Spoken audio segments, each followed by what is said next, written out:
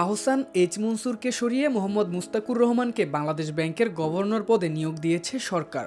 আজ অর্থ মন্ত্রণালয়ের আর্থিক প্রতিষ্ঠান বিভাগের পৃথক প্রজ্ঞাপনে সরকারের এই সিদ্ধান্ত জানানো হয়।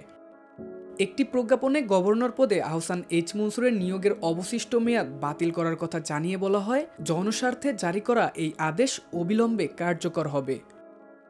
আরেকটি প্রজ্ঞাপনে নতুন গভর্নর নিয়োগের সিদ্ধান্ত জানিয়ে বলা হয়েছে, বাংলাদেশ ব্যাংক আদেশ অনুযায়ী মোহাম্মদ মুস্তাকুর রহমানকে অন্য সব প্রতিষ্ঠান ও সংগঠনের সঙ্গে কর্মসম্পর্ক পরিত্যাগের শর্তে তার যোগদানের তারিখ থেকে 4 বছরের জন্য বাংলাদেশ ব্যাংকের গভর্নর পদে নিয়োগ প্রদান করা হলো।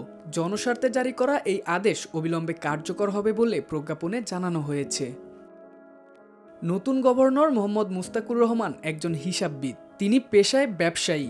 তিনি হেরা সোয়েটার্সের ব্যবস্থাপনা পরিচালক। হেরা সোয়েটার্স নারায়ণগঞ্জে অবস্থিত একটি পরিবেশ বান্ধব কারখানা। বাংলাদেশের ইতিহাসে এই প্রথম একজন ব্যবসায়ীকে গভর্নর পদে নিয়োগ দেওয়া হলো। মুস্তাকুর রহমানের জন্ম 1966 সালে ঢাকায়। তিনি ঢাকা বিশ্ববিদ্যালয়ের হিসাব বিজ্ঞান বিভাগ থেকে স্নাতক ও স্নাতকোত্তর করেন। পরে তিনি আইসিএমইবি থেকে হিসাব বিজ্ঞানে উচ্চতর ডিগ্রি এফসিএমএ লাভ করেন। মুস্তাকুর রহমান একজন উদ্যোক্তা ও ব্যবসায়ী। তৈরি পোশাক ছাড়াও আবাসন খাতে তার ব্যবসা রয়েছে। তিনি 30 বছরের বেশি সময় ধরে আর্থিক খাতে সুশাসন নিয়ে কাজ করছেন।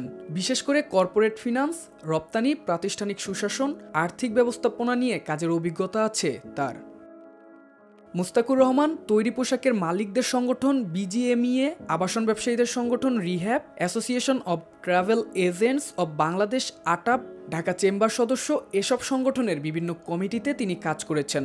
চট্টগ্রাম স্টক এক্সচেঞ্জ লিমিটেডেও কাজের অভিজ্ঞতা রয়েছে তার।